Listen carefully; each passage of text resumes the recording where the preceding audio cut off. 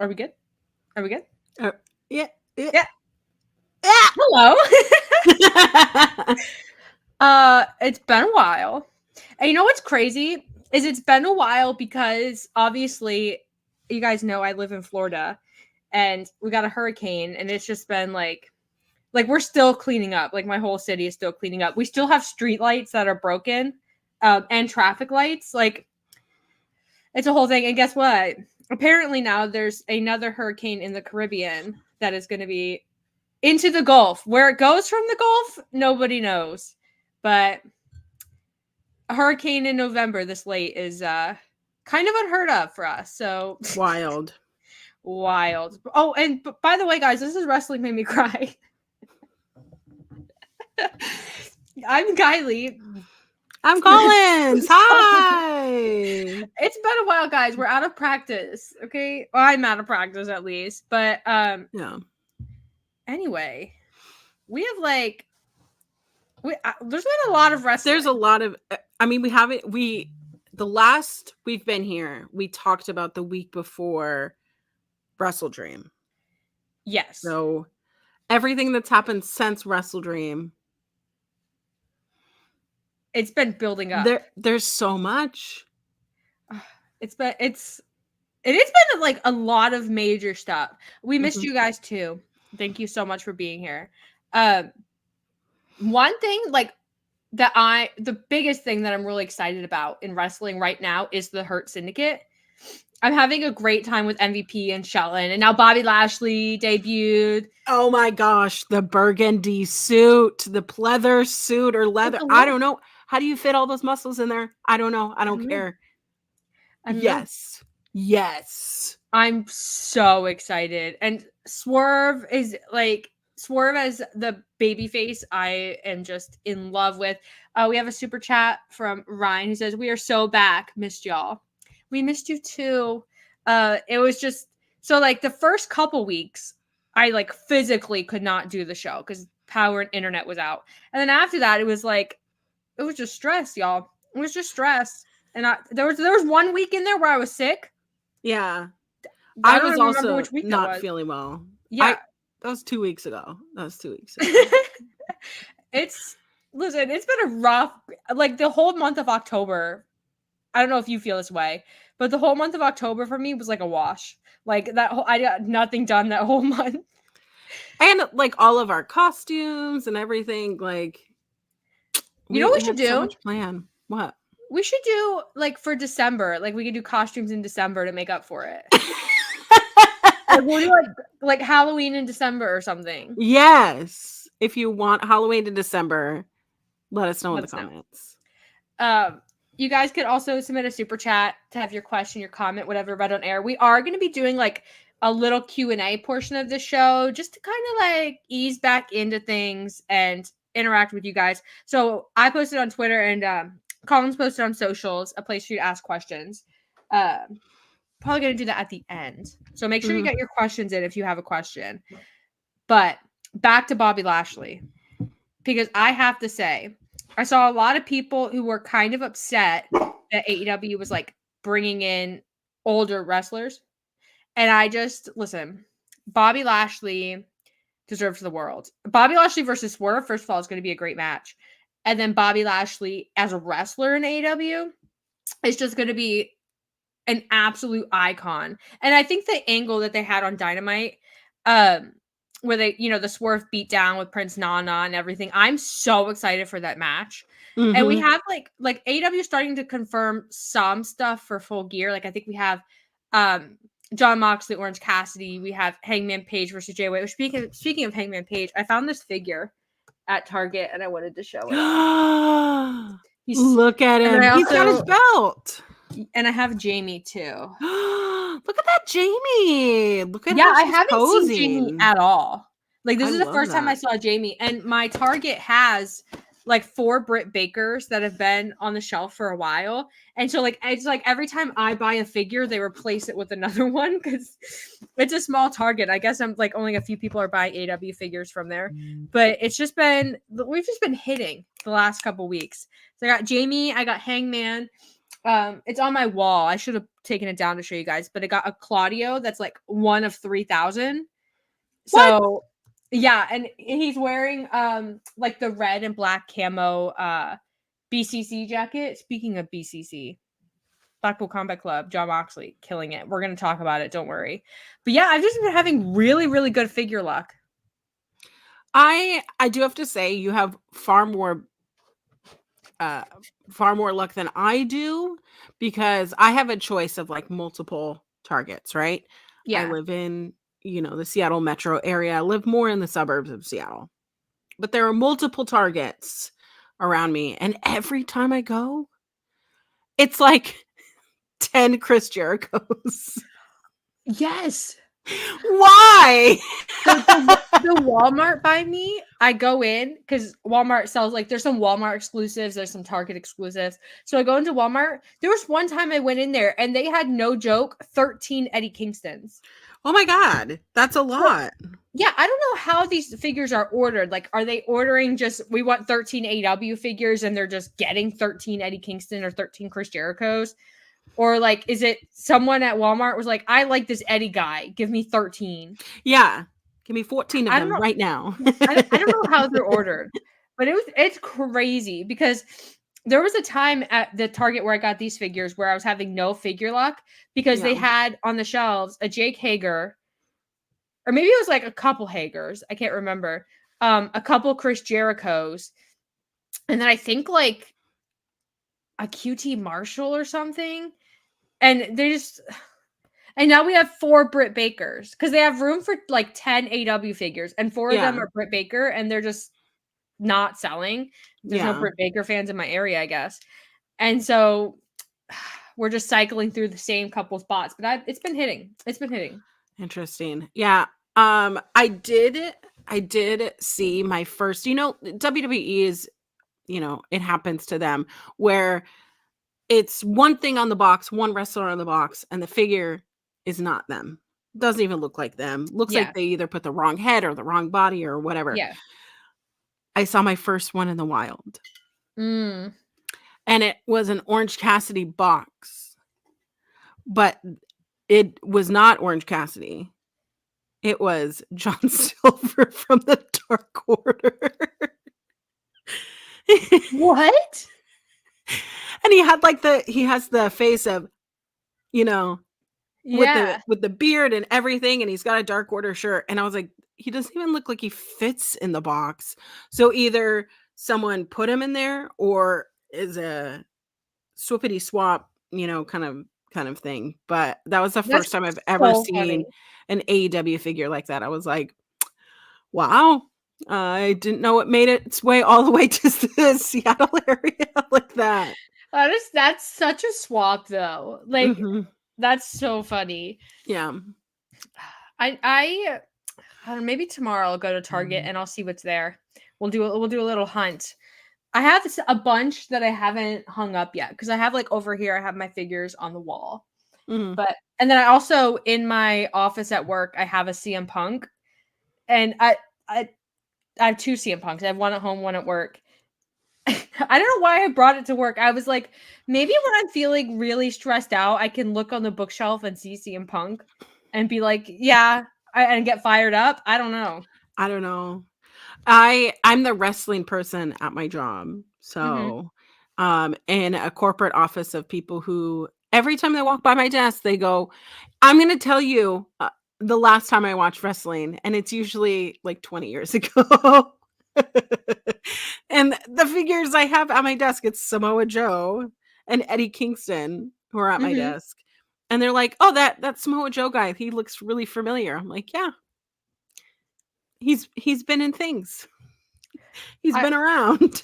I was walking the other day. I was walking from my office and I passed a couple of guys. They're older guys. And I just hear one of them just goes, well, they never always wrap their hands. Like back in the day, Ric Flair never did that. And I have no context for the discussion. That's the only part I heard. So I can only assume that they're really mad about wrestlers being safe. Yeah. How dare they wrap their wrists and not want to look like Ric Flair does right now anytime he does anything. is just immediately beat red. Listen.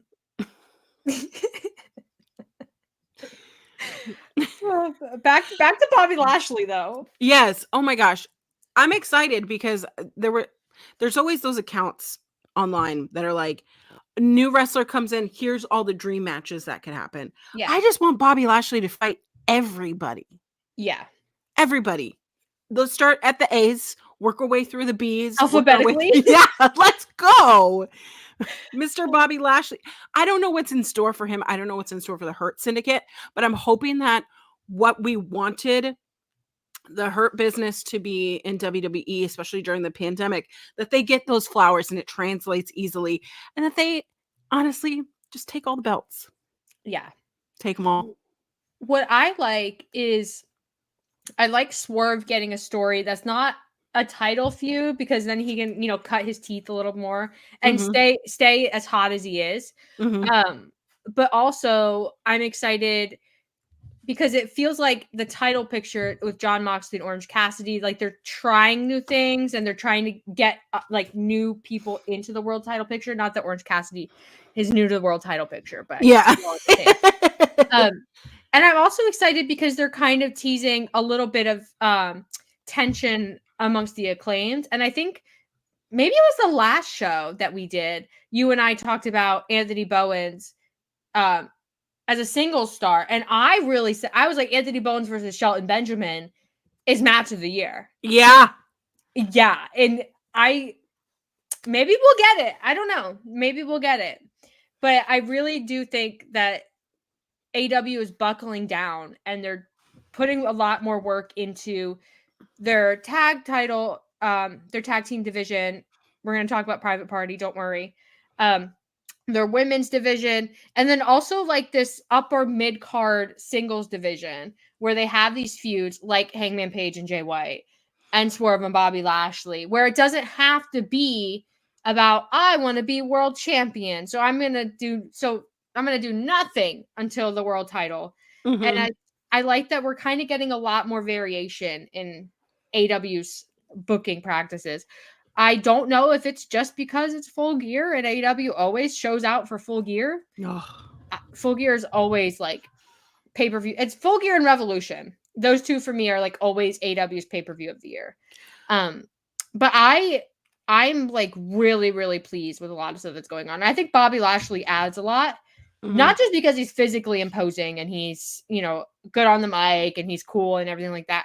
But I also feel like he's just low-key really smart wrestling wise. Yeah. And I think not that AEW needs more cooks in the kitchen, but I think that he brings a sort of experience that will be useful for people like Hobbs or Wardlow or that kind of thing, where they're big, so their wrestling moveset is a little bit constrained, but also how to do that effectively and not just be spamming power bombs, like how to move effectively, how to carry yourself more effectively, that kind of thing. So I'm excited. Shelton Benjamin is obviously my favorite part of the whole thing. I don't think that's a secret. But the Hurt Syndicate, I think AEW has really, really struck gold. Like, I'm so stoked about them. What more is there to say? I love that Bobby Lashley, and in the interviews following up to this, I mean, it was announced weeks ago that he was signed. So I just love that every interview that he's done with it, he's like, here are all the dream matches that I want to do. And it's not necessarily just with AEW. It's Japan, it's TNA, it's, mentioned CMLL wrestlers, which is like, what are you doing there? What is happening?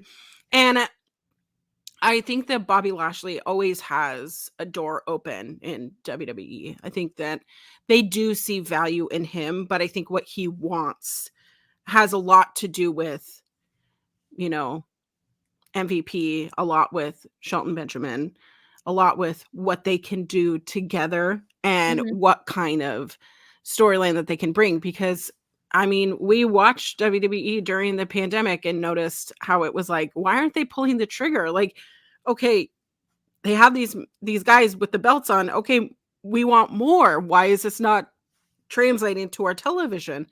Because the crowd wanted it. But with the virtual crowd, it's like, how do you decipher what the crowd actually does want when it is all virtual? So I don't know. I'm excited. I like a big guy coming in anytime. But I do think that the discourse between people online needs to shift from like body shaming a little bit and just shift to like their skill set and what they bring. Yeah. Because noticing the tone of conversation of, wow, Bobby Lashley looks like this.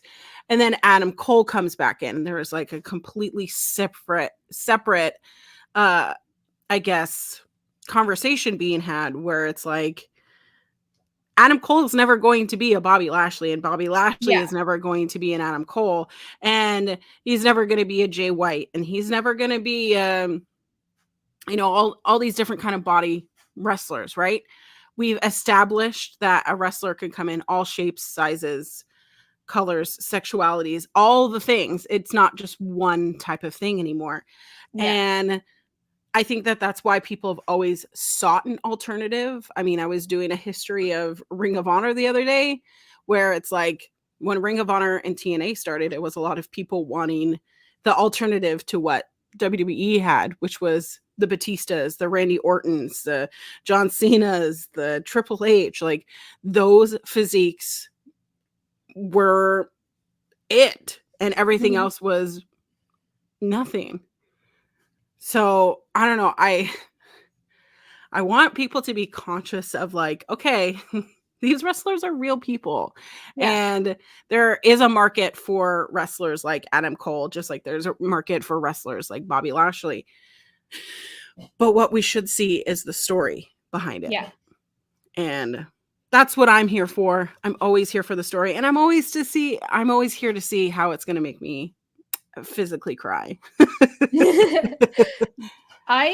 So Adam Cole being back and like all this news coming out about how bad his foot injury actually was, and like he had to get a bone replacement and just like all this crazy stuff. I'm just happy that Adam Cole is back and able to wrestle, first of all, because I love Adam Cole. Second of all, I don't think Adam Cole's big strengths as a wrestler are his agility, his promos, his storytelling, that kind of stuff.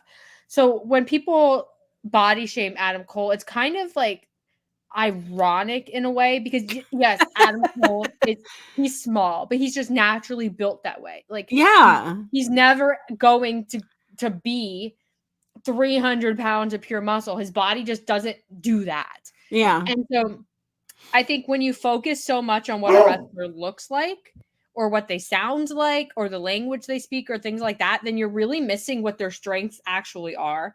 And like what I like about AEW is I feel like they kind of take advantage of that where like a wrestler's strengths become the primary part of the story, or they become like an important part of that wrestler's character, and not like we're not just overcoming perceived like weaknesses or whatever. Like we're really highlighting strengths. And I think Adam Cole is a good example of that. I think there's obviously other examples in AEW. But I think Adam Cole returning is a big boon. I'm not entirely sold on the MJF going back to the MJF story immediately. Boo. Not entirely sold on it because I would like them to have space to breathe and be apart. Because then I think when you eventually do go back to the story, which I think they have to, I think it means more than if we're like immediately back into it. Because Adam Cole's like a baby face, but also not because we know what happened with MJF. So I don't know.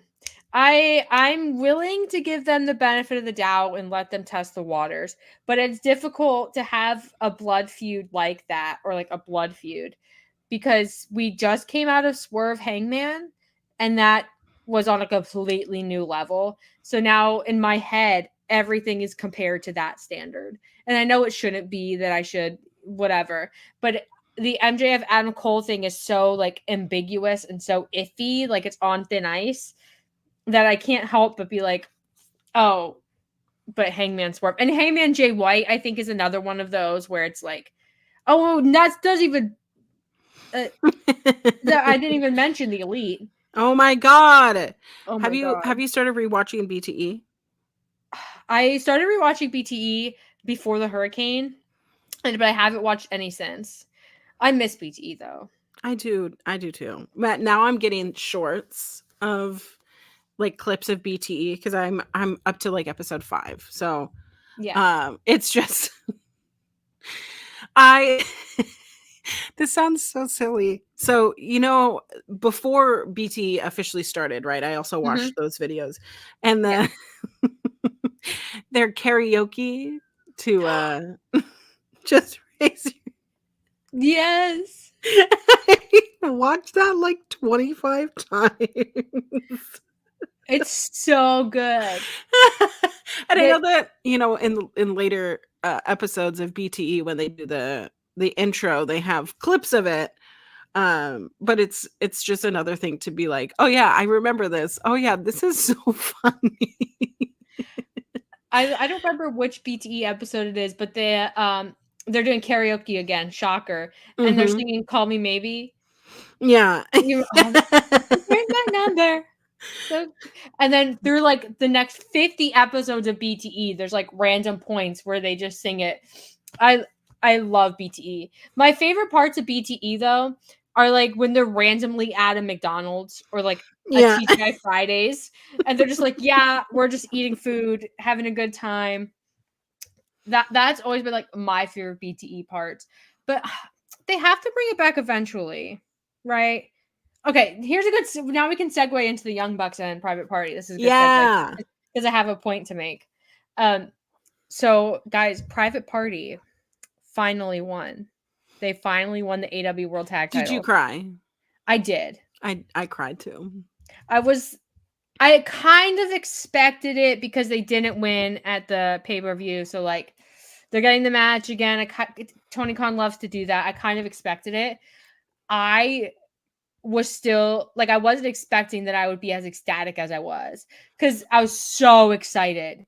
And the match was good, but that's not even the highlight.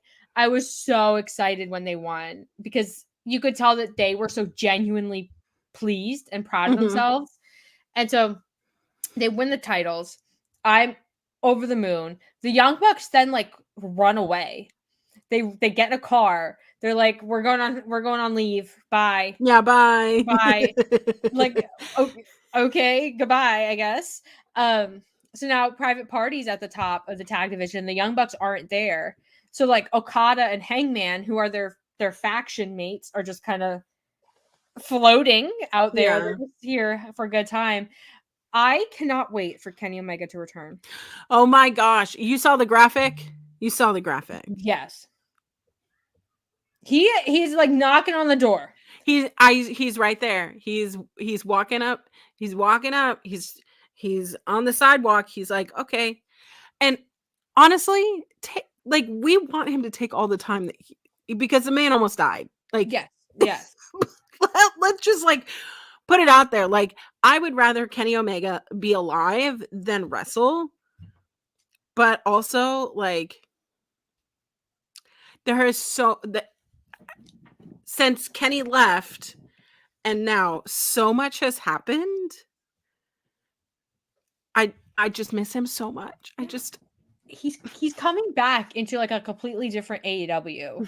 Like so much has changed. But also like the Young Bucks are gone. They're on leave. They're on hiatus.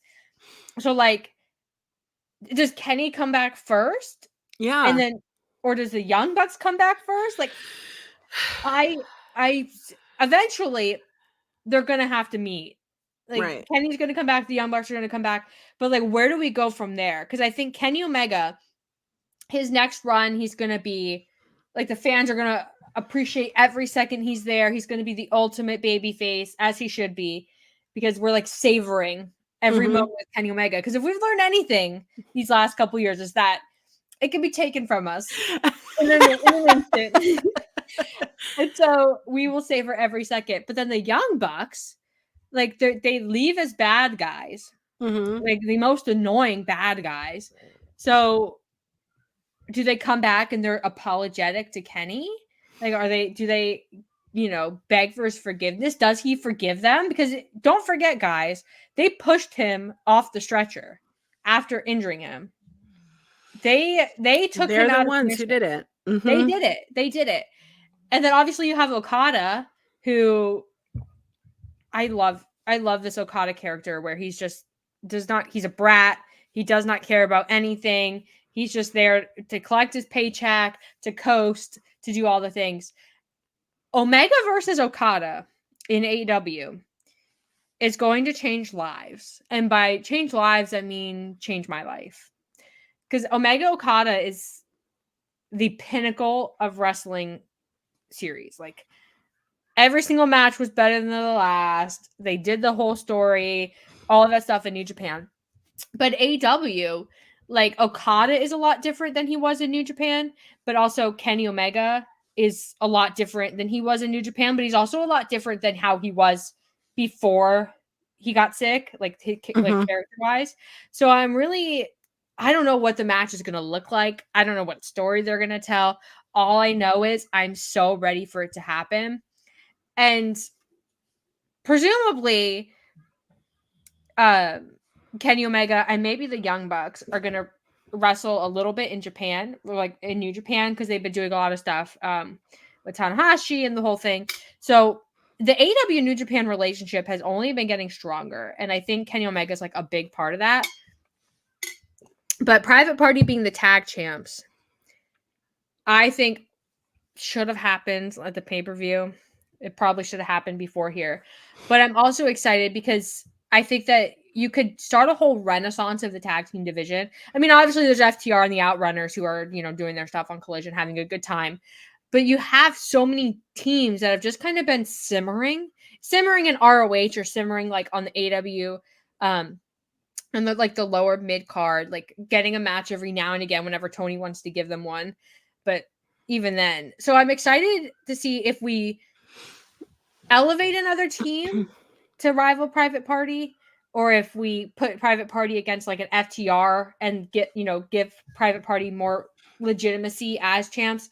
I don't know, but I think the trios division is a little bit dead.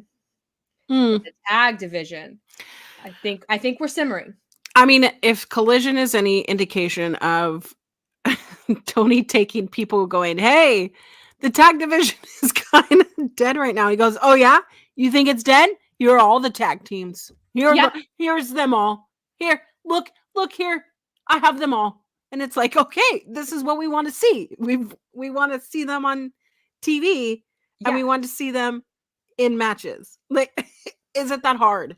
It's not. It isn't. And like the craziest thing to me is that the last year and a half, like when AEW's been at this kind of creative dead zone in a lot of ways, they have moments like last night's Collision where it's an excellent show and it like shows you that AEW still knows how to book these amazing shows and weekly TV and build the stories and all that stuff. And then they go right back to coasting. But I think since WrestleDream, AEW has been like on a consistent upswing creatively. I think I'm really I know some people aren't, but I'm really enjoying the Jon Moxley stuff. I've been having a really, really good time with it. The whole faction, I've been having a really good time with. I've always enjoyed the Young Bucks, but I think taking them off TV and giving Private Party the titles, I think people are very happy about that. I love the Christian stuff, Christian Cage with his little thing. His what is it called? Not the Money in the Bank. The casino chip thing. Gauntlet, what is whatever. it? I can't remember. Yeah, it was a gauntlet. The gauntlet, his little contract, his little thing. And that doesn't even account for the women's division. Like Jamie, another level. Chris Statlander. Oh my god. Chef's kiss, gold. Absolute gold. I obviously still love Mercedes. Mariah May is excellent. I've been loving everything in the women's division. Thunder Rosa's match was great last night against Harley Cameron, who has been elevated. If you watched Ring of Honor this week, Athena and Abaddon put on a hooked. It's one of those matches that you're like, okay, I know that this is a no DQ. I know that this is a weapons match. I know that I can't remember what they called it. Something fright, something. I don't know. So spooky. Obviously, it was October. And my brain since Thursday, don't know where it is. Anyways, their match, it's one that you should watch again and again and again because I love violence. I think a lot of people love violence, but it's one of those matches that like I hate that Abaddon is only used really during spooky season, but it really elevated them. It really elevated Athena further. It's elevating the story of Billy because I think if Final Battle happens, which it has not been announced at all, and it's supposed to be in December, which is literally next month. If it happens, then we will see Billy dethrone Athena. Which has been like literally years in the making. Yeah. Literally. Literally years. And why are more people talking about it? I don't know. And that's the crazy thing because ROH, like the Athena Billy story, like for all people talk about long-term storytelling and wanting these like really intense, intricate stories. This is like, in my opinion, at least, one of the AEW universe's best stories that they've told is the Athena Billy story.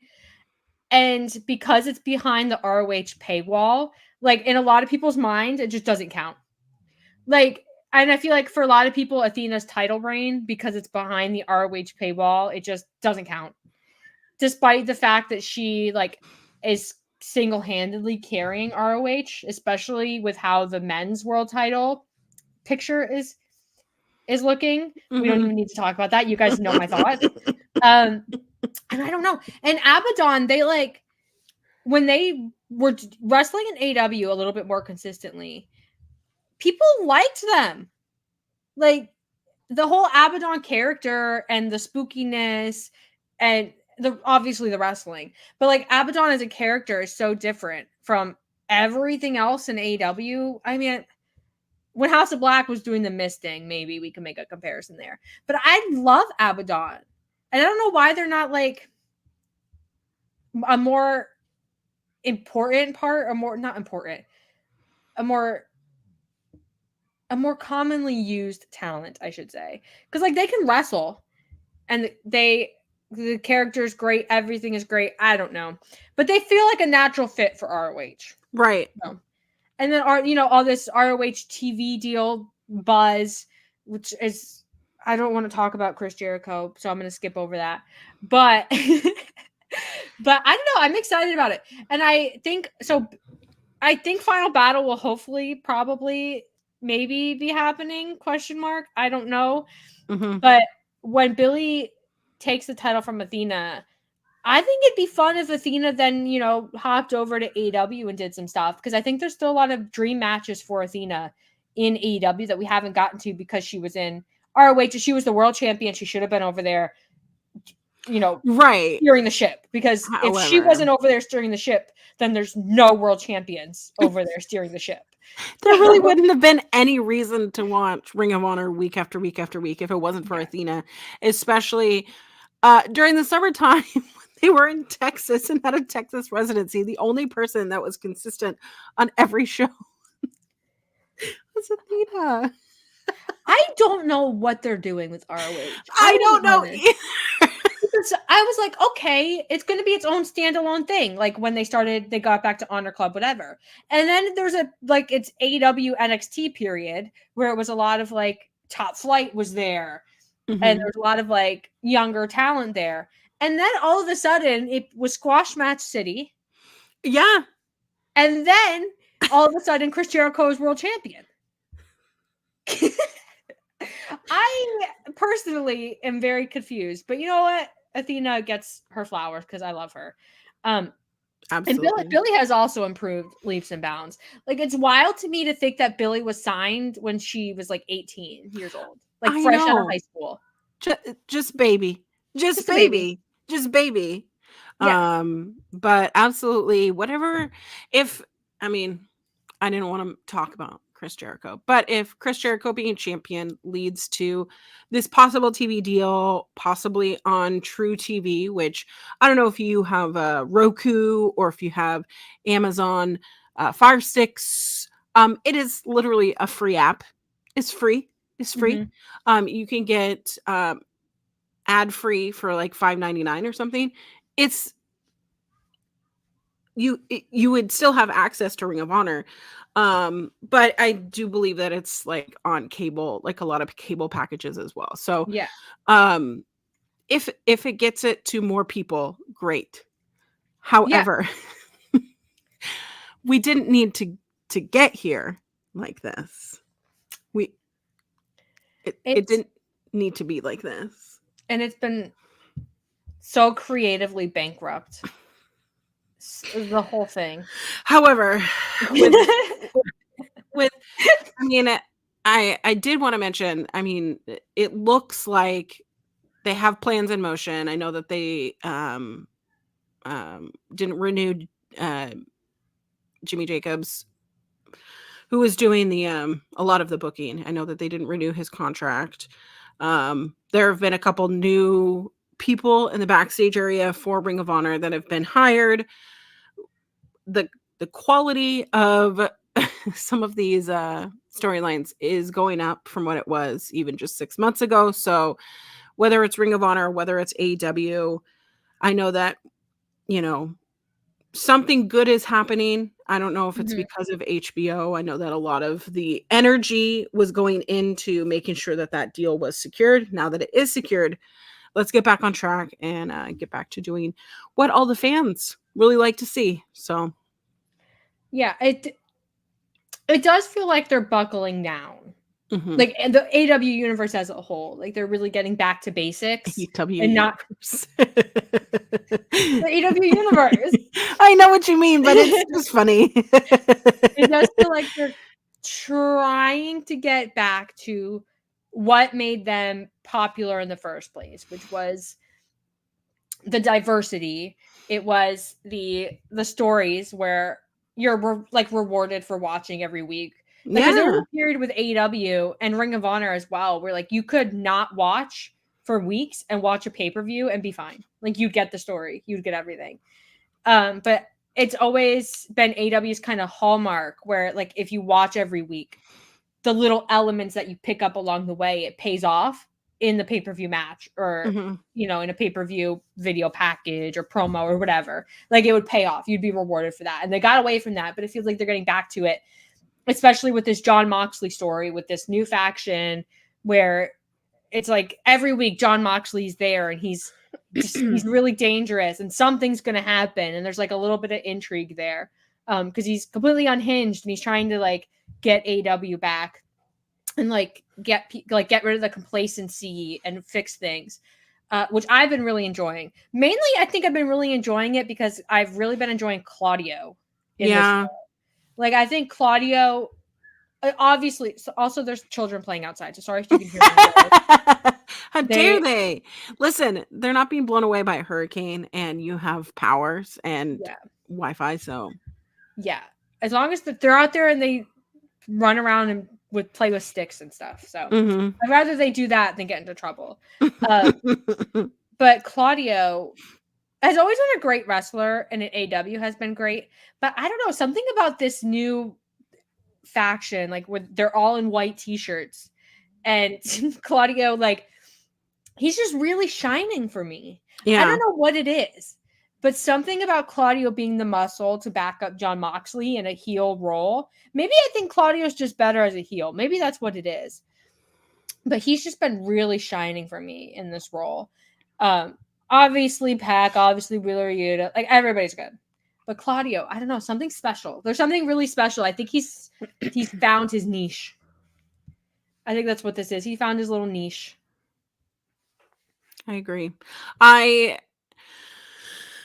was talking with a friend actually this weekend. And they're from Australia. My friends are from Australia, and I know them mostly because of, non-wrestling things, but we do talk about wrestling things, and they're vaguely in the knowledge of AEW, right? Yeah. It is more widely known over there of WWE. But one thing that they did say was AEW has Claudio, which if you've seen Claudio in Ring of Honor and indies in WWE, he's capable of being a fantastic wrestler. But what WWE did for so long was put mouthpieces with him. So it sucked any sort of personality out of him. I think when he was with the Bar, I remember him and Sheamus like starting to have this you were not meant to like them, but it's hard to not like Sheamus, thus hard to not like Claudio. But it was the moment that they stopped being a tag team, and it was during the pandemic that we truly started seeing Claudio's personality, and I was like, oh, this is the guy that I remember seeing in Ring of Honor. This is a guy that I remember having a personality that wasn't just somebody else, talking for them. They have a lot more to them, and obviously WWE did not capitalize on it. And I think it's difficult for WWE to put people with heavier accents at the forefront of things like that. At least it was back then. But seeing him now, and I really think I'm biased to this, but I think that Eddie Kingston has really through his hatred of Claudio made it so relevant to be on either Claudio's side or Eddie Kingston's side. No, you're so right. You're so right. Because, listen, Claudio debuted, right? And it was everybody was so excited for him. He was so happy. It was good vibes. And Eddie Kingston from the get-go was a hater. He was like, you're gonna let that man in my locker room. And then obviously they had Eddie cut so many promos about it. He's a snake. I'm telling you all that he is not who he says he is. All these things. You know, Eddie Kingston style hatred, obviously, with fancy metaphors that I can't produce. But he was right. Yeah. He was right. He was right. The whole time. The whole time. And I think that's what I love about Claudio is that he plays a bad guy so convincingly because obviously he's tall and he's imposing and he's scary. But also then he goes online and plays video games and he makes dad jokes and I mean and is those Uno games during the pandemic were not miss. You can't miss them with him. I recently, a couple days ago, went back and started watching some of the Uno games, but also Claudio and Tyler Breeze did a couple co-op series, and he still plays games with Adam Cole and obviously Xavier Woods. They all still play games together, and he is so underratedly funny. Claudio is so funny. I do not care. He is so funny. And I think that's what made the Bar what it was. I think that I loved the Bar. I loved the whole thing. Every match, every promo, I was obsessed. And I think it's because Claudio is funny, in an understated kind of way. Yeah. He's just funny. So I loved it. But I can't wait for Eddie Kingston to come back. Imagine Eddie Kingston in this AEW with so many shenanigans, with Jon Moxley being a little brat. Eddie Kingston would have a field day. You would give him a mic and he would pull up the AEW roster and he'd go down the line, cutting a promo on everybody. He'd be absolutely insane. Absolutely. I'm into it, but I'm sorry. Claudio sucks eggs. He does. Eddie, I miss Eddie Kingston. I miss him so much. Now I'm grieving. I feel I'm when he put that picture up, whenever it was, months ago, smoking the cigar with the cast on his leg, my heart broke a little bit. I want that as a poster in my fucking bedroom. They should sell prints of it. Yeah, they should. They should sell prints of it. AEW, are you listening? They should make. AEW, shop AEW. Are you listening to us? Because that's what I want. I want it in my bedroom. I guess I have to convince my husband to put that above our bed. You know. You could like rock paper scissors or something. Like, if I win, we put up a poster of Eddie Kingston above our bed. Yeah. If I lose, we put the picture up anyway. So you should just get it and just do it. I mean, I saw my husband in the chat earlier, so oh, he's watching. Okay, listen. He's watching. The Eddie Kingston poster? Yeah. Yes, no? Yes. Yes or yes. Yes or yes. Yes or hell yes. Yes. Those are your options. But seriously, like a reluctant yes or like an enthusiastic yes. Yeah, yes exactly. Exactly. But I don't know. I'm excited for whenever Eddie decides to come back. Absolutely need him back soon. But it's a thing of I needed Adam Cole. Oh my gosh, at WrestleDream. So I'm sitting there going, okay, all the pay-per-views, the AEW pay-per-views that I've been to, my first AEW pay-per-view was when Bryan Danielson debuted. Adam Cole debuted. The pay-per-view I was just at, Bryan Danielson retired full time. Adam Cole returned. You're just spiritually bonded. I'm just spiritually bonded to both of those wrestlers now. But the crowd's reaction to all of that, I think WrestleDream as a whole has probably been one of my favorite pay-per-views. And nothing will ever take away All Out 2021 for me, but that pay-per-view I think is gonna sit with me for a while because the entire room, like all of those people, right? The thousands of people, the moment the end of the main event happened was just hushed. And I've never heard a stadium, an arena, whatever, get that quiet so fast because we just realized what had happened. Yeah. But I think that there's so much power and so much excitement in the unknown, which I feel like this is what's happening. And what the BCC is becoming the Death Riders. Is that the name that they're going with now? Yeah. I want to know what it's going to do for Marina Shafir. I want to know what it's going to do for Pac. I want to know what Wheeler Yuta is going to do. And he's so conflicted. I need it all. Emotionally torn. If I'm AW, I am continuing this Wheeler Yuta story, and in my head, it's going to end with the best friends reuniting.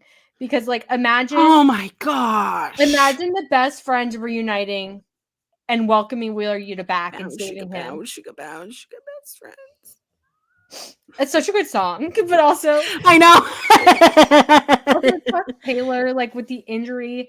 And then you have heel Trent, and you have Chris Statlander, who's off being absolutely fantastic and amazing. And Orange Cassidy is in the world title picture. Imagine a reunion. I can't wait. Wait.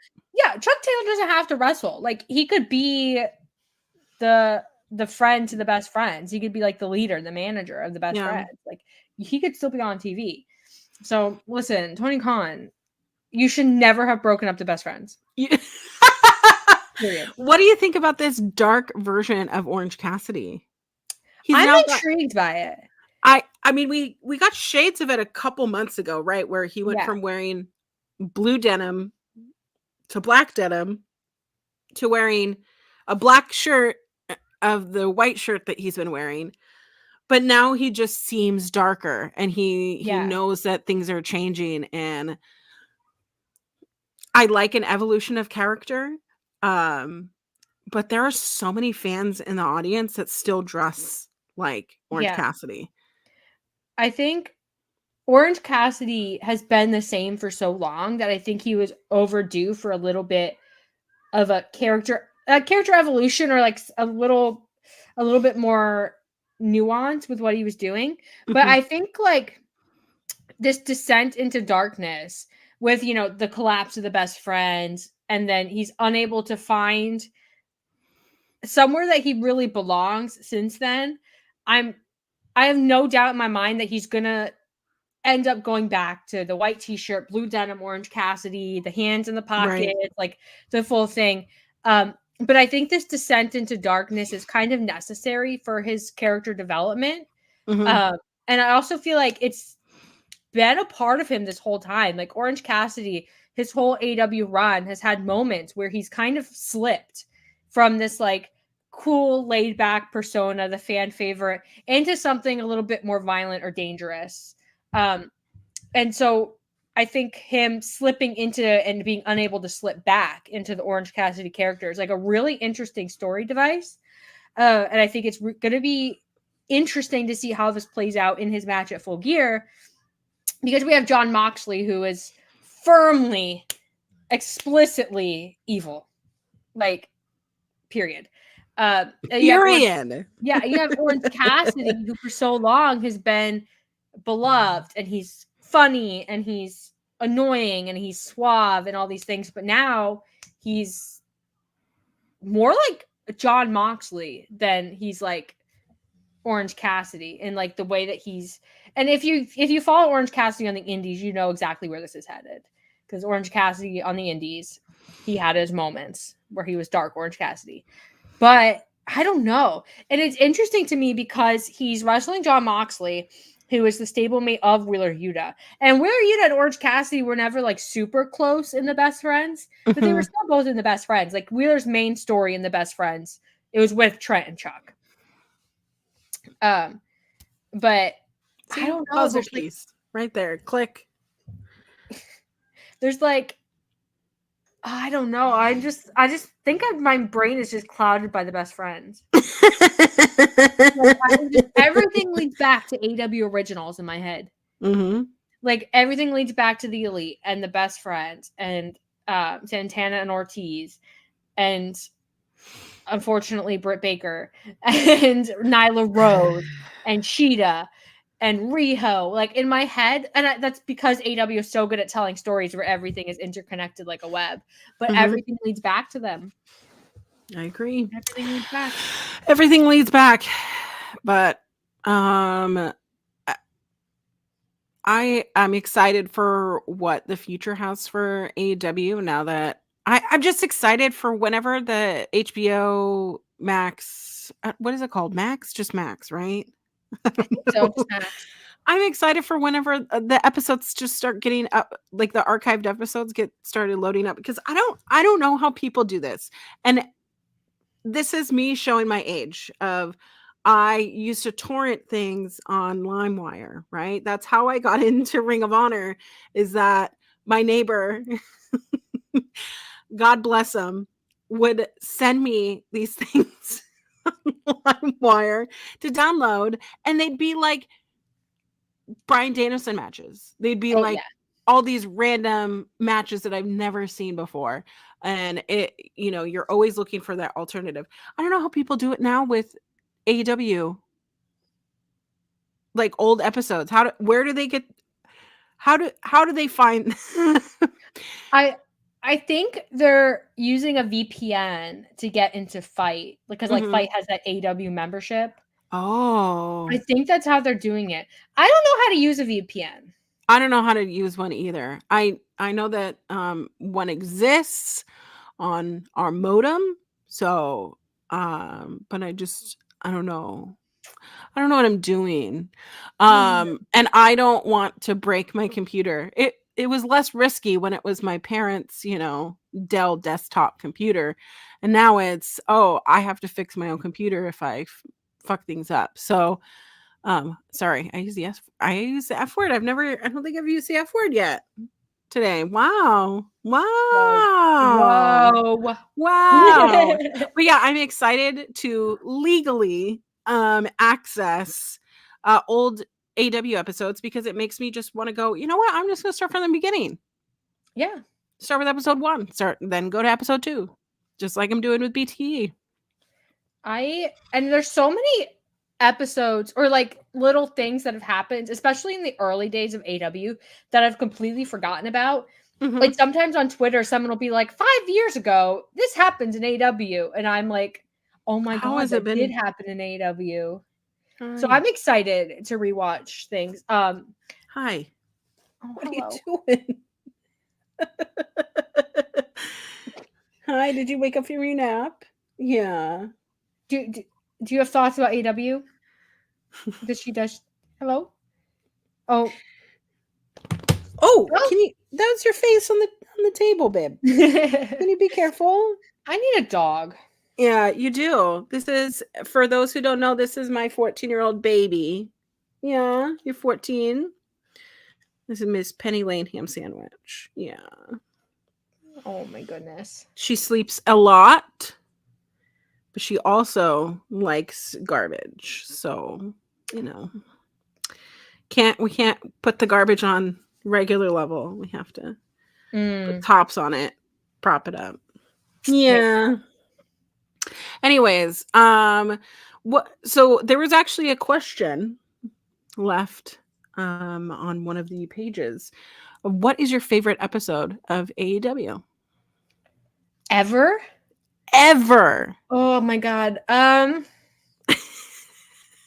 think like the one that really sticks out to me is the episode of Dynamite where Kenny Omega, it was like a pandemic episode where Kenny Omega won the world title, and then he and Don Callis are like running to the car. Yeah. Everybody's like, what's going on? What's going on? Yeah. And that really sticks out to me because I thought that was so iconic. And then on BTE, Brandon Cutler had set up their dressing room for like the champagne because they don't drink party. And then the Young Bucks are like, Kenny's gone.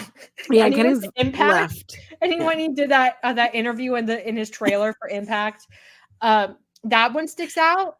The episode of Rampage where Christian Cage beat Kenny Omega for the Impact and TNA World title. Yeah. That one sticks out.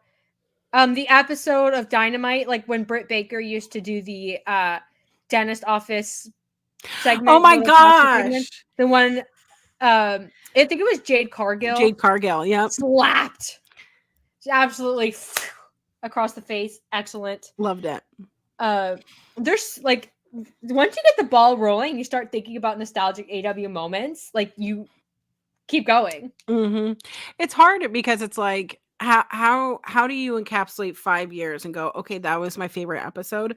Yeah. One of my favorite moments, and I'm pretty sure the episode would stand up to everything, is the Cody and Cody and Moxley are feuding. No, it's Kenny and Mox. Was it the first episode of Dynamite and they go through the glass? Yeah, that's Kenny coffee table. Yeah. Okay, and I'm also thinking of Cody literally punching through the glass of the, and that's Jericho. Oh yeah. With MJ. Oh my God, when MJF and Cody were like friends. Oh my gosh. And that led into Fighter Fest, right? Where Sean Spears uses the Sean Spears in the chair. The chairman. Oh my God. That's Sean Spears promo. Where he's like, I think he's talking to JR and he's like, talking about how he keeps the circle small, whatever. He says like, on my Thanksgiving table, I can count the number of people there on one hand, and Cody was one of them. And like, that's Sean Spears promo. That whole Sean Spears run. Impeccable. The fact that Sean Spears didn't do more in AEW is so sad to me because I think Sean Spears is excellent, but whatever. I agree. He's in NXT. He's having a good time. He has a baby now who's not a baby anymore. He's like a toddler. Yeah. It's a fully developed. He's like a child. Yeah. Okay. It seems like he was born yesterday. But some of my favorite BTE moments, like from that period, were where MJF was being mean to everybody except for Cody. Like he'd be mean to Brandy. Like Cody made him a steak and he threw it off the deck railing so Pharaoh could have it because he didn't want to eat the steak. He's mean to Christopher Daniels. He's mean to the Young Bucks. I loved that whole BTE era. Like early AW BTE was peak. I agree. But that kind of like leads into another question that we got from the Q&A. So Maddie Laws, shout out, asks, have you ever been so infuriated by a specific wrestling moment that it brought you to tears? So have mad? you ever been so mad? Like, have you ever been so angry about a wrestling moment that you cried? Chris Jericho winning the Ring of Honor world title twice. Yeah, it has been twice. I can't forget. So angry. So one thing, when my husband and I were first dating, I mean, I've always liked Marvel movies, right? Yeah. But we went to, what was a Endgame? No. Infinity Wars, right? Infinity Wars is where at the end everyone starts disappearing, right? People are dead, basically. I looked at him and I said, we are breaking up.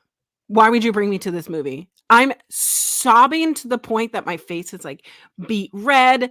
Like, how could I haven't watched a Marvel movie in like so long, and like this is what you're bringing me to? We are just starting dating. What is wrong with you?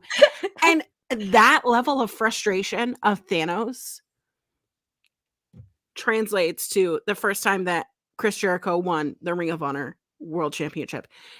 Thus, to that episode of Dynamite not 2 weeks ago, where this dumbass is in this match with like clearly taking all of these bumps on all of these ladders, and Mark Briscoe is clearly out wrestling him, and then at the end you have freaking Big Bill dragging his ass up the ladder to get the freaking title, and I'm literally going, no,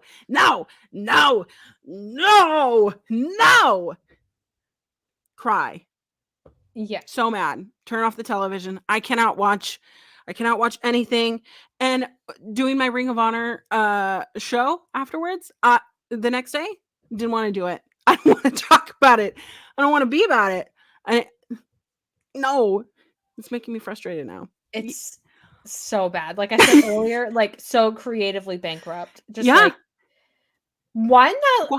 one that made me really mad was Kurt Angle's retirement match against Baron Corbin. One, because I was really mad that it was Baron Corbin. Right. Which Baron Corbin has redeemed himself, and the fact that he's not in WWE anymore is appalling to me. But anyway, I was mad that it was Baron Corbin and not like Chad Gable or John Cena or like, someone who's more in tune with Kurt Angle. Right. I was really mad that it was Baron Corbin. And also I was just really mad that Kurt Angle was in that position because the match wasn't great. It was terrible. Yeah. And so I was really upset for Kurt Angle. And that made me really mad because I was like, oh my God, like this is Vince McMahon and he's screwing up so much of like what I love, because I love Kurt Angle. So I was really mad about that. Almost every Brock Lesnar match. And Ryan yes, Brock and Kofi. Yes. I'm like getting mad again. That like, first episode of my face of SmackDown. That is the only thing that I remember about SmackDown being on Fox that I can be like, this set the tone for me. Was literally losing it in seconds, and then Cain Velasquez coming out at the end, and you're like, what is happening? What is happening? Why did we do this? And that turned out so great.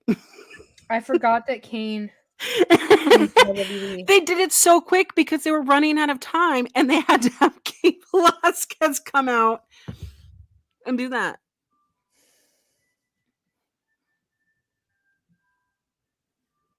I'm frozen. Also, Asuka losing at WrestleMania. I'll put that out there. Oh no, am I frozen? Am I frozen? Chat, am I frozen or is Kylie frozen? You tell me. But I believe Asuka being oh no, Kiley texted me and said I'm frozen. Oh no, Kiley, come back. Asuka losing. If you watched NXT during that time, right? You watched NXT, you watched Asuka go from this undefeated baddie and then all of a sudden losing to freaking Charlotte Flair. Why? Why? Why did we build up Asuka to just lose to Charlotte Flair? That whole period. Yeah. That whole period of the women's division. No. No. No. No. I like 2015 to 2019 WWE women's division. With the exception of Becky Lynch, which they didn't even intend to happen, so it doesn't count. Listen, just they cured women's wrestling by having the Evolution pay-per-view. And then never did it again. Why? Why? How cool would it have been if they just kept doing it? Maybe not every year, maybe every couple years, doing this Mae Young Classic. It makes sense to me. It makes sense to me because when you have things like the Mae Young Classic or the Cruiserweight Classic or whatever, it's like a good way to have something exciting that fans can see new people in. Like you can introduce a lot of new talent in one go that way, and fans are interested in it. But whatever, WWE, keep having people feud over Dominic Mysterio, and I'll try to believe that it's believable that all of these people want him that badly. His wrestling character is nothing. Yeah. Maybe that's something that pissed me off recently. The Liv Morgan, Dominic Mysterio thing. Because his character, essentially right now, is just that women like him. That's it. I'm sorry. I'm bisexual. I'm not dead. I'm just married. But when I look at Dominic Mysterio, that is not a man that I would feud. He looks like a boy, like a little boy. Because I know. Maybe it's because in my head, like I always see him as a little boy because when he was a kid, he was showing up in WWE. Maybe that's why. But also, you're telling me you don't have a better story for for these women involved, of like who are, one of them is like an actual champion, and two, for the son of Rey Mysterio. Your story for them is a love triangle and then another love triangle. Appalling. But I have another question. Mainly because I read this and I was like, I have a good story. Corwin asks, what's the coolest or most exciting encounter you've had with a wrestler? And I need to tell you all the saga of Bobby Fish. Okay. There was a period of time. Bobby Fish was in AEW. I was going to a lot of AEW shows. And I would see Bobby Fish all the time. Like nonstop. Like at the airport. Every time. Like behind him in the TSA line. At Starbucks. Waiting in line for coffee at like 5 a.m. At the casino. Yeah. At the Target. Like I would just run into Bobby Fish all the time.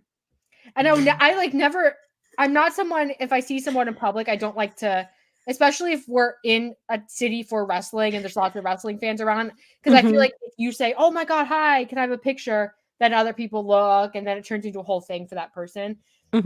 So I don't interact. Like I've said hi and I've done that kind of stuff.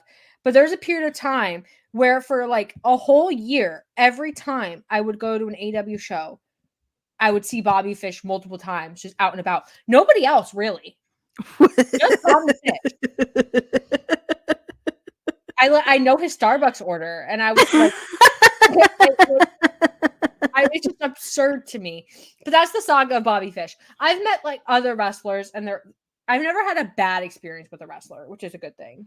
But yeah, the Bobby Fish saga. The Bobby Fish saga.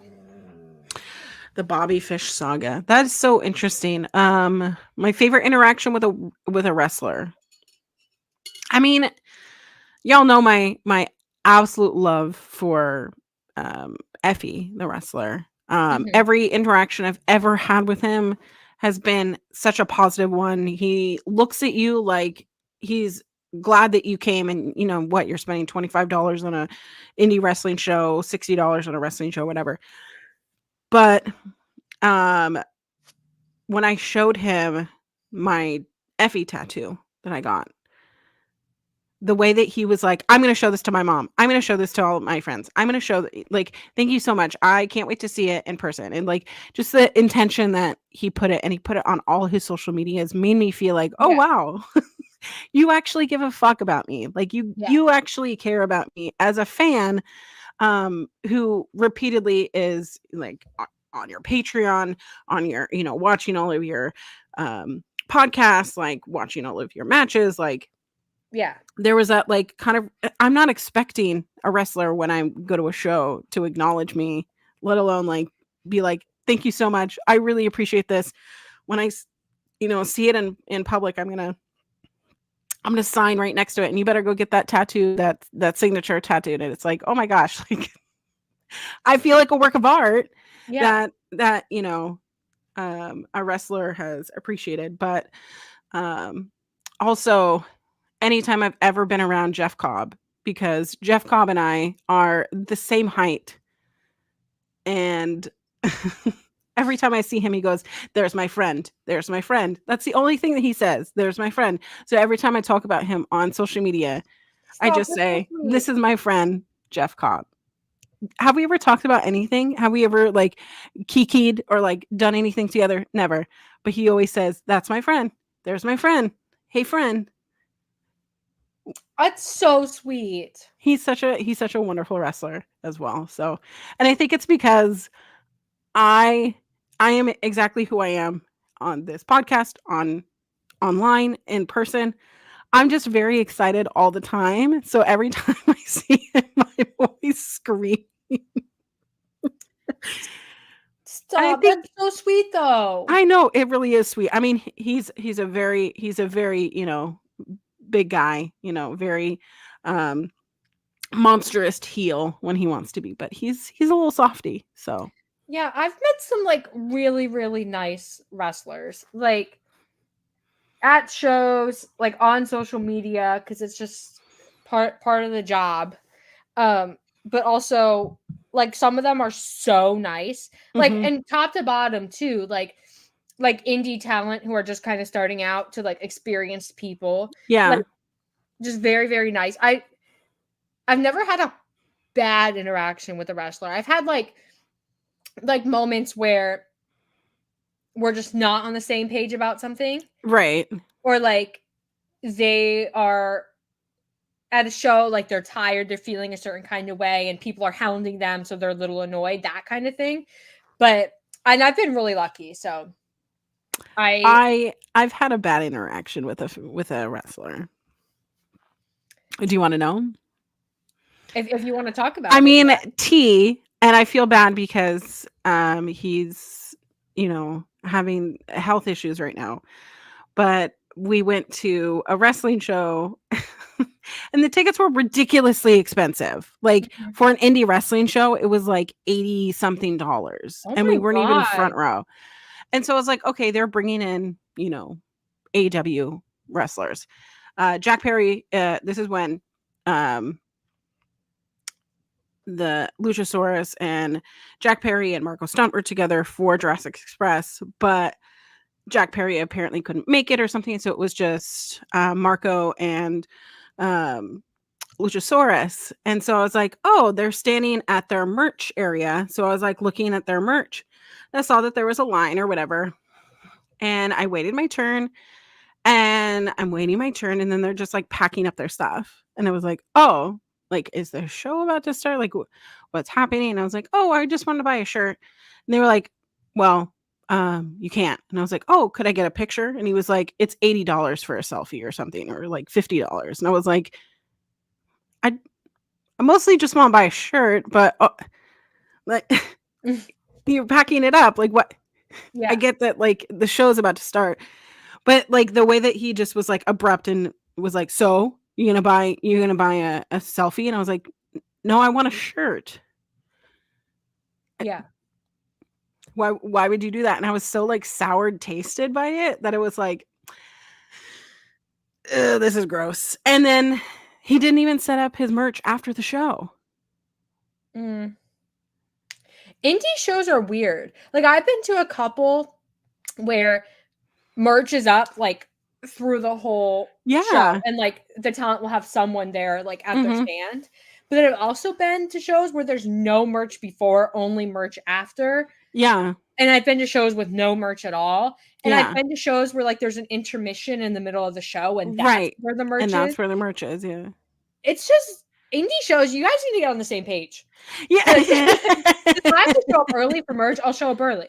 Yeah. If I have to stay late, I'll stay late. But you need to tell me when the merch is going to be available. I'm pretty sure it was like a show that started at 7 p.m. and like they were packing up their merch at like 6:30. And so I was like, okay, there are a lot of people in here, but you don't need to treat me like that. And I'm standing there and I'm awkward as all hell.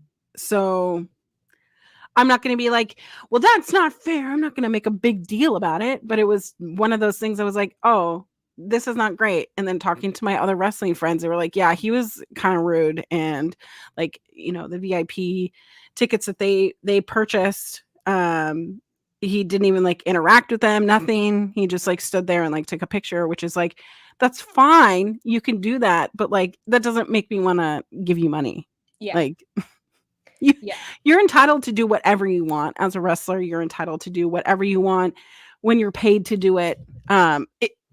It is within your right, but why would I come back? Like, this is an investment, right? The return on investment, the way that you treat people gets people to come back, you know?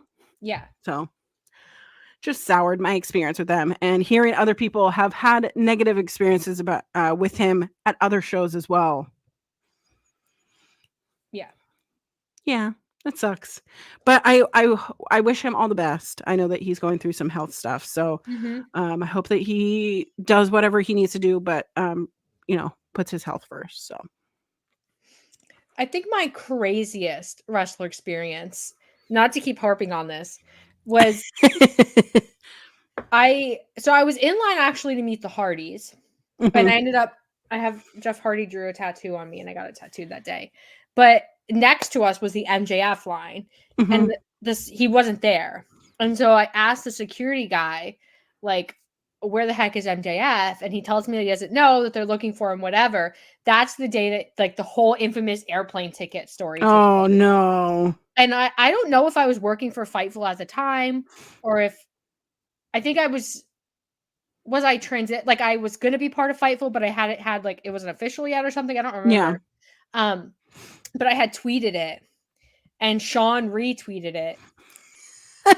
And that was my first introduction into like the Fightful mania of the world. And I just remember being like, because people were saying that I like broke the story, and I didn't. I just had tweeted what the security guard had told me because I asked. And people were like, they're lying about MJF. He would never do this. And then after that, like I met the Hardys. I got my picture, which ironically, they ran out of Hardy like 8x10s. So they started having Matt and Jeff sign Jurassic Express 8x10s. Yeah. So that's the one I have. It's Jurassic Express, but signed by Matt and Jeff Hardy. It all comes full circle. And then I went to the bathroom. I used the restroom. And there was a bunch of people in there crying. And I was like, what is happening? What is happening?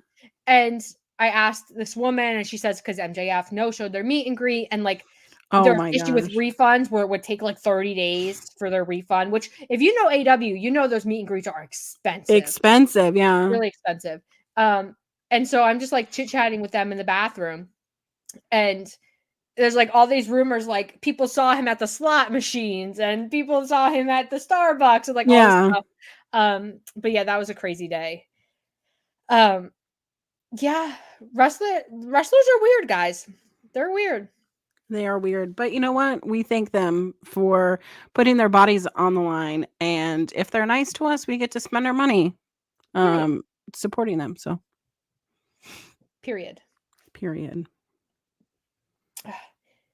Did you have a question on Oh, your yeah, I got a question. You want a question? I want a question. Give me a question. All right. Would you rather have Mark Davis turn heel and join Kyle Fletcher Mm-hmm. so Aussie Open can stay together, or see how Davis fares as a singles wrestler? I think I'd rather have Aussie Open together. One, because I like them as a tag team, Mm-hmm. and two, because I think it's an interesting parallel, Osprey to Omega, Mm-hmm. like the Young Bucks to Aussie Open, Osprey to Omega. Like I think that parallel is really interesting. I But agree. not that Mark Davis can't be a good singles wrestler. I don't want it to sound like I'm saying that. I just prefer Aussie Open because I think they work really great as a team. I think AW needs really good teams like that. Um, so like, yeah, Mark Davis and Kyle Fletcher, they could both be single stars. They could both have a good time and be good and have great matches, whatever. But I prefer Aussie Open. Interesting. So when a tag team wrestler goes singles, right? We've seen it countless times. Some of the greatest single stars have been in tag teams, multiple factions. Usually they've been around for a while, right? So Mark Davis suddenly appearing with a different look. He's a little bit more slimmed down, a little bit more toned up, but he didn't have a long enough, I don't know, tag team. Like people know him, but people don't know him outside of Aussie Open. So I feel like Kyle Fletcher and Mark Davis, unfortunately, how I would see it is like Kyle Fletcher is the Shawn Michaels of the tag team right now, which is like, oh, this would more so elevate Kyle Fletcher rather than Mark Davis. But Mark Davis has so much left in the tank. So why would we split them up now when down the line we could elevate them more? Yeah, it makes sense. And I also think Aussie Open, because of Mark Davis's injury, they were really on a roll and it got cut short, which has been to Kyle Fletcher's benefit. Right. But I think that getting Aussie Open back on track to where they were, where the ball is rolling and they're wrestling, having great matches and people are buying their merch and excited to see them. I think that for both of them and for AW is probably more beneficial, Mm-hmm. I would say. Here's a good one. CJP asks, do you have a comfort match or a go-to match that you watch for fun? I have a whole freaking pay-per-view that I Oh, watch when I'm sick. I watch WrestleMania 19 because it's in Seattle. And I have such an emotional connection.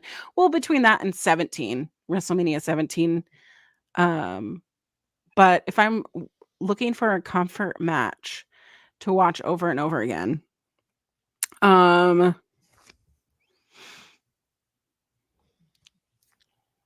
Hangman versus Kenny Omega at Revolution or Full Gear. I can't remember where Hangman won the.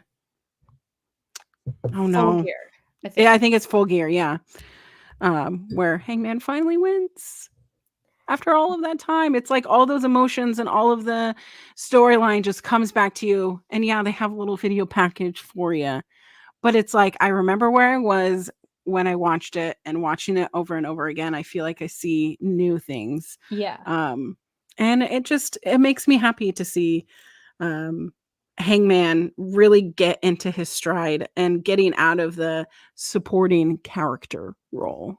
Yeah. That one's a comfort match for me too, because I remember I was at my sister's wedding that night. I don't remember when the wedding ended, but me and my other sister got in the car because we're like speeding. I had bought the pay-per-view because we were Yeah. gonna see Hangman win that title. So we're like speeding, and she has the pay-per-view like on her phone, or I have it on my phone, I can't remember. And we're like, Hangman's coming up, and I'm like, we're like going. And then we end up getting home and we're in our bridesmaids gowns, full hair and makeup, full on, and we're standing in the living room watching as Hangman wins the title. So that has a special place in my heart. I also watch Kenny Omega versus Jon Moxley, the first Lights Out match.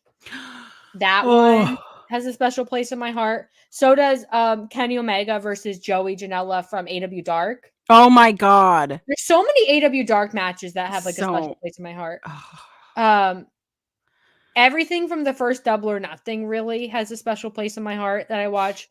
But yeah, Kenny Omega, Jon Moxley, the first Lights Out match. Mm-hmm. That one, that's my comfort match, I think. Also, if we want to go old school Ring of Honor, and if you were watching the Ring of Honor post show of Honor Ramble over at OLE podcasts, I talked about Kenta versus Bryan Danielson. And I read my live journal entry because recently Ring of Honor has been showing like old school matches in between the show. Mm-hmm. I think it's more of a time filler, but that match is considered like one of the best Ring of Honor matches of all time. But it's like, oh, Kenta, like the Kenta that WWE saw and that they wanted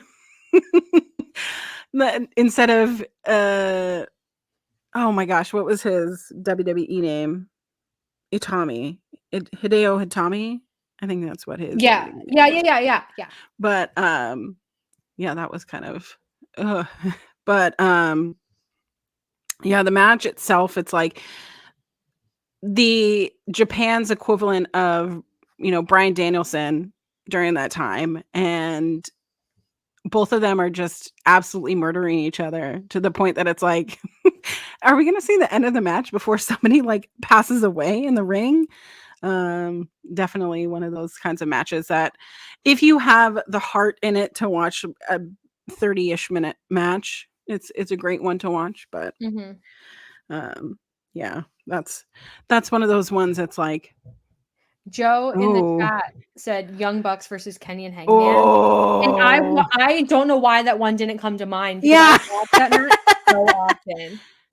And what I love about that match is every time I watch it, I find like a new little detail in it that I didn't see the other times that I watched it. So that is my favorite tag team match of all time. Not one of them. It is my favorite tag team match of all time. Everything with that whole Kenny Hangman story, I think it's a comfort story. Yeah. The whole thing. And I think moving forward, like where they pick it up, I think that's why I'm so excited about Hangman's character direction, where he's like so unhinged, and Kenny is the opposite, where he's so put together and reserved. But I also sometimes I go back and I watch both Ring of Honor and Impact have a lot of matches for free on YouTube. And so I watched both Ring of Honor and TNA when I was a kid. So a lot of those matches have like childhood nostalgia attached to them. So sometimes I go back and I'll watch like a CM Punk match or a Samoa Joe match or something like that. This is another one. Clown says Briscoes versus FTR, the double dog collar. Oh, that's so bloody. FTR series. Yeah, I know. All three of those matches. Yeah. Insane. I also have not mentioned any Edge matches, so probably Edge versus Mick Foley at WrestleMania, because it's like the first time you see Edge get out of that, tag team aura that he had upon himself to become a real deathmatch wrestler, in my opinion, going through a freaking flaming table. So good. Such a great match. Edge has so many. I know. Him versus John Cena on the multiple, like the 4 matches that I can think of, or different pay-per-views. I just absolutely. I just love him. Mm-hmm. I love Edge. All right, Copeland, wherever. I know you're like injured and also dealing with the hurricanes, but whenever you come back. All right, I have a question for you when you're ready. Okay. All right. Someone would like to know. Am I supposed to say their name? If you want, I don't think. If you're listening, guys, I forgot to screenshot them. I've never doing it this way. But someone would like to know, what is our wrestling pay-per-view ritual?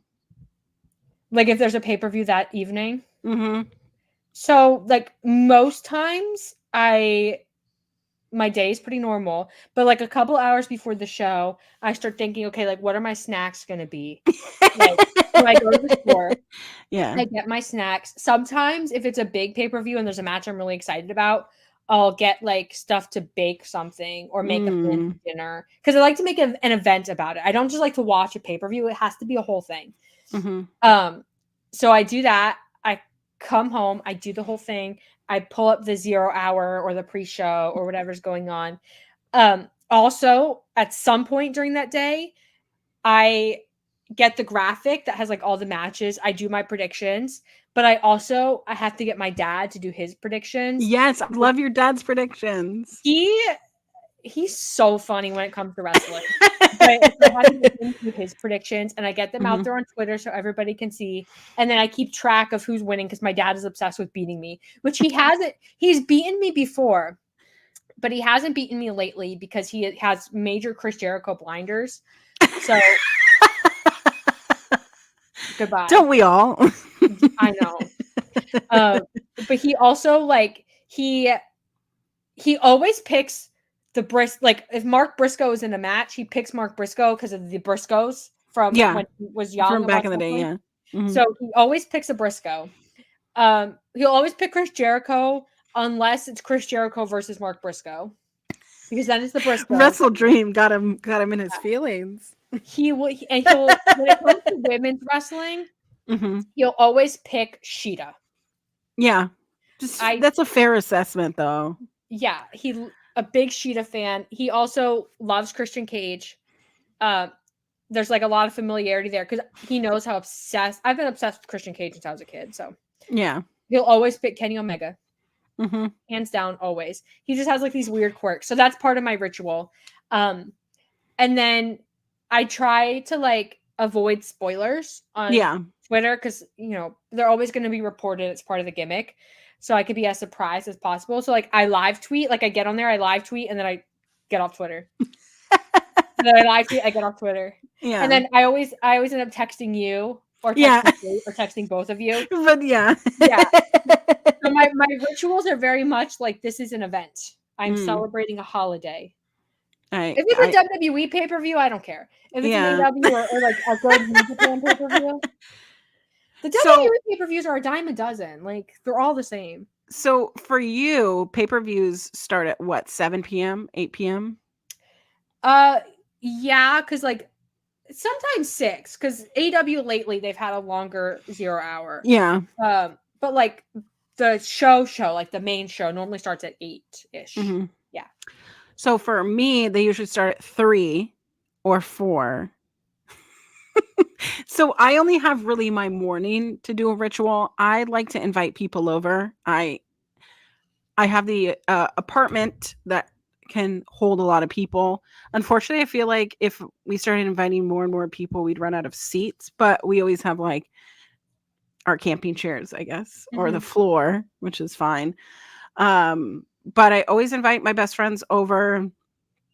I usually set up the predictions for my Discord, which I gotta get back to doing that. I kind of lost my luster for it because it just kind of after a while it gets a little bit tedious. But I always set up predictions the day of. I'll get myself ready. Depending on the snacks, sometimes we have themes. So for All In, we did a full English breakfast. So that was kind of yes. I mean, that was like what it started at 9 a.m. Pacific time. So it was it was like early afternoon here. Yeah. So I mean, for that one, it was like, okay, well, breakfast food would be the thing. But usually it's a lot of times like, okay, if we're hosting, we'll provide like, because pay-per-views go until like 9 p.m. So over here. So we always like to supply some sort of dinner or some sort of like, we'll provide the pizza or we'll do the tacos or we one time made these little calzones, like little mini calzones with like little dipping sauce. And we made them in our air fryer and they were so good. And I want to do them again.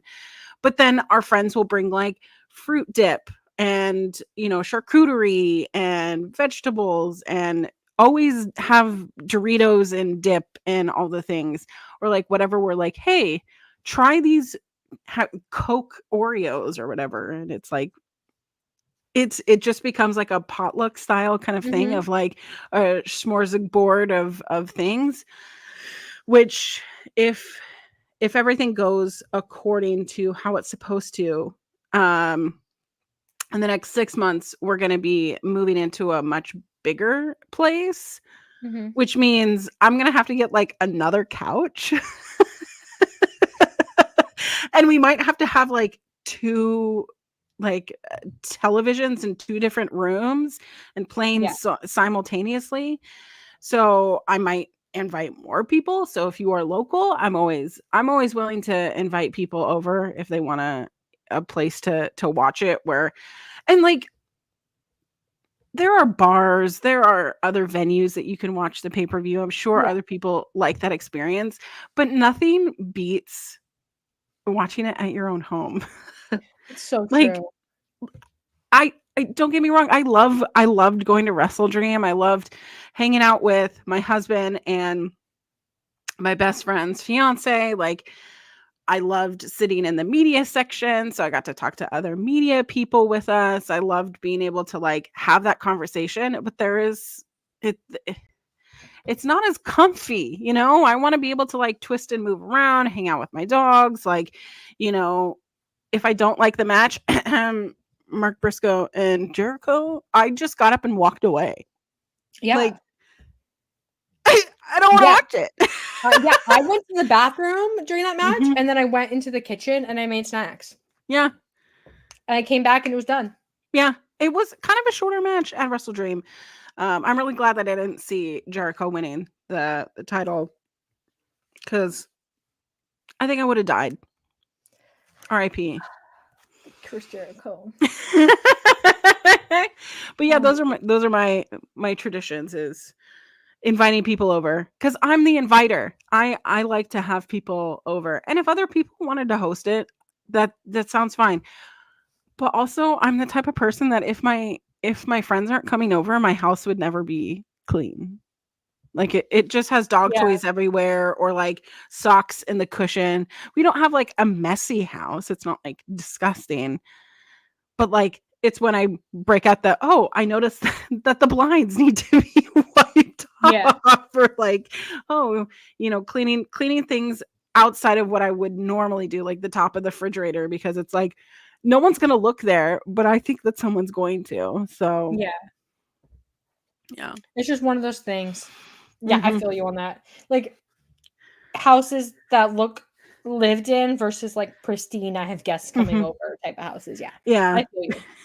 And then I always forget where I put things, so I do that too, but I always end up like stumbling across it in a couple weeks, so it's there somewhere. Yeah. Do we want to do one more question? Yeah, let's do one more question. Do you have one? I can pull back open my messages, because I want it to be a good one. You want it to be a good one? Yeah. Well, let me look at mine. Hey, Kaylee's question was just, why are you both so hot? We're born this way. I'm actually genetically modified and mutated from a strawberry plant. Yeah. Oh, sorry. Yeah, we're actually GMOs. That's why. Yeah, exactly. I'm MGMO. Oh. Sorry, that was just such a crazy thing to say. Okay, here's one. Okay. You want it to be good? Okay. All right. How does wrestling make you cry? How? Yeah. Tell us the ways. So sometimes I get really excited that I just like boil over and I cry. It's not that I'm sad or mad. I just, your body just needs to get rid of it. Because like I get really, really invested in my favorites winning, or I get really invested in someone like who has worked really hard finally getting their due and things like that. Like I get really excited, but I get really sad during wrestling shows. Like if someone gets hurt, I cry. If Bryan Danielson, like when he retired, I cried. Like I get really, really sad and emotional about things. I don't really cry that much when I'm mad. I mostly just turn it off and look away and pretend it didn't happen. But no, I just sometimes my emotions just boil over and I cry. And I feel like that's pretty standard for a lot of people. Yeah. Like I think, and if you go and see a movie or a TV show, you get really excited about something. Sometimes you just cry because your body just can't handle your emotions and it just has to get rid of them. The last time I cried out of like happiness, it was Private Party winning. But before that, probably Swerve winning the title. I mean, Bryan Danielson, I cried. Yeah, I cried when Bryan Danielson won it All In. Because it was just such a like a cute moment. Like I expected him to win, so I was prepared. But it was just such a cute moment with his kids and the people who would betray him, the little snakes in the grass. Yeah. But yeah, I don't know, I'm just like really emotionally invested in stories and it just happens. Yeah. I think that's what what happens when you are very passionate about something. And I get this question a lot because I cry at everything. Like everything. Happy, sad, mad, frustrated, angry. I cry at everything. And it is difficult for me to decipher what my feelings are. It's also part of my, neurodivergency, I guess, is the fact that I don't know how to decipher what I'm feeling. I just know that I'm feeling a lot of emotions really quickly and it causes me to cry. So Edge debuting in AEW was like the maximum amount of cry that I've ever felt in my entire life. And to put it in perspective, when he returned from wrestling in 2020 at the Royal Rumble was another level of crying that I've never felt before towards something. And I've felt a lot of emotion towards a lot of things. So it's really difficult for me. And I know that some people mastered the ability to be like, oh, the feelings that I'm feeling are anger. The feelings that I'm feeling are sadness. The feelings that I'm feeling are excitement. I don't know how to tell the difference between myself. And it really sucks because some people will make fun of me on the internet and that's fine. You're well within your right to make fun of me. I'm never going to take it personally. I'm just probably going to block you. But when someone returns from an illness or returns from an injury, I'm going to cry. When a wrestling tag team like Private Party finally wins the tag team titles, that's something that we wanted back in 2019. They finally win those tag titles. I am so proud of them. I don't even know them. And I'm so proud of them. And I've watched their story and watched Mark Quinn be out with injury. And their story has diverted in so many different points that this is a new era and this is what I've been waiting for. And I get overcome with emotion. I get overcome with emotion when freaking Chris Jericho wins the Ring of Honor championship. And I'm so mad that it happens. But that's how I express myself. And I'm a very passionate wrestling fan. I know that people find it tacky or cringe or whatever. I don't give a fuck. I do not give a fuck. And that pisses me off when people make fun of passionate wrestling fans, because as someone who's an NFL fan, hello? I've seen those videos. They're insane. And then also they get to cry when someone gets hurt or someone returns or a team has like an underdog win or there's a Cinderella story or something like that. Like I've seen people bawl their eyes out when Auburn beats Alabama. Like I don't know like NCAA football. Oh, those are college. Those are college teams, yeah. Okay. I'm a football and I've also seen people cry their eyes out when Eli Manning and the Giants beat Tom Brady and the Patriots at the Super Bowl. Like I saw grown people cry. And so and it's funny because the people making fun of wrestling fans and the people crying about football matches are the same. Like that Venn diagram is a circle. Yeah, it's a circle. So let's be so for real, guys. But if you're watching this and you're like, I'm here to just hate watch wrestling made me cry, please continue to do so. Yeah, I we don't. like the views. I love the views. I love the engagement. However, I don't have to engage with you, and I don't have to give you access to me. So if you're mad that I block you, or Kiley blocks you, or Fightful blocks you, just know we don't care. I don't care. I don't want to give you access to me. If all you're going to do is do that, you are well within your right, and you can shout into the stratosphere about it. I don't want it in my house. Sorry. And like, that's just how the cookie crumbles. I know. Like, that's just life. But I do think that wrestling has the unique, to get back to the question. Yeah. I had this thought while you were talking. I think wrestling has this unique, like, creative ability where it's very, very real, in the sense that injuries that happen are very, very real, and like real life things happen are very, very real. Mm-hmm. And like the way that wrestlers are able to take these real life things and incorporate it into a story, it's like football and other sports can't really do that, and like television can't really do that. Like, wrestling is at the unique intersection of those things, which I think makes, for me at least, it makes things that much more emotional. You know what I mean?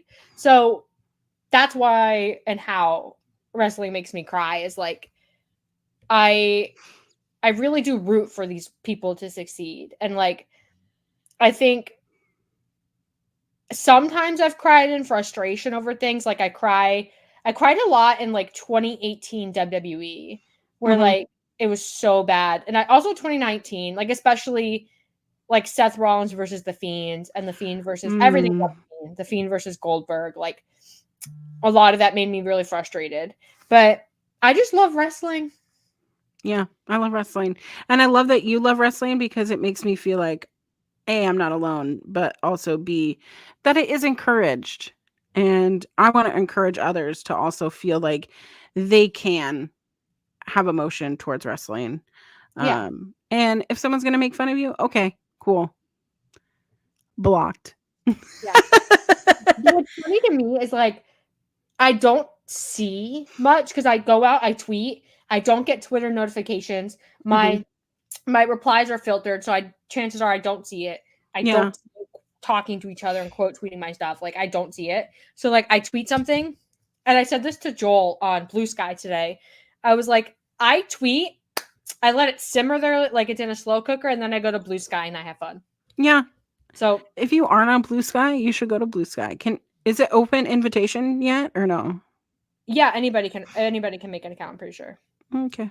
Oh, this is a good place to do our plugs and our final thoughts. A natural segue. A natural segue. Well, do you want me to go first? If you want, yeah. Okay. Well, you can see me here every Sunday for Wrestling Made Me Cry. You can find me over on our local establishment now on Mondays and Thursdays. On Thursdays, it's Honor Ramble, and on Mondays, we are starting next week. You'll see promotion about it this coming week. It is called... That was my little drum roll. It's called Women's Classic Wrestling. Myself, Astrid, and Melbo Collins, we are going through old classic women's wrestling and talking about it.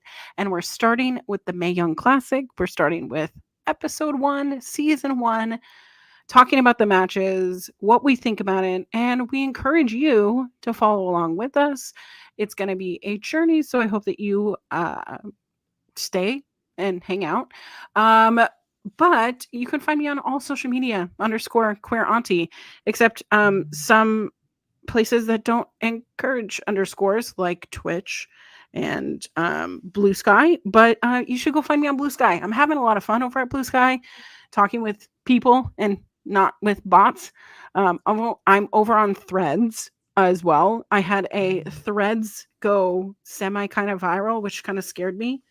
Because all I said was like, I didn't realize that the Hot Fuzz album by The Killers was going to be so like emotionally impactful to me. But honestly, it gets me through like a mental breakdown, you know? And so many people relate to that, to old albums. So find me over on Threads. I'm trying to boost up my Instagram and trying to actively use my Instagram. Find me over on TikTok. We're just having a lot of fun. So Yeah.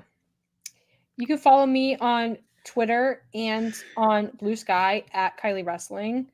I've been really enjoying Blue Sky. It's like, I think it's because one, there's not as many bots, and two, I think the algorithm system is different. So I'm like, I see a lot more of the people I actually follow, and I think a lot of people who are engaging with my stuff are people who actually follow me. So it's like very classic social media, like not inundated with SEO and I don't know, whatever else they got going on Twitter. And also Twitter's weird new block system went into effect today. And so Blue Sky at Kiley Wrestling. I went on my Blue Sky just because I was like, what is my handle? Because I didn't remember.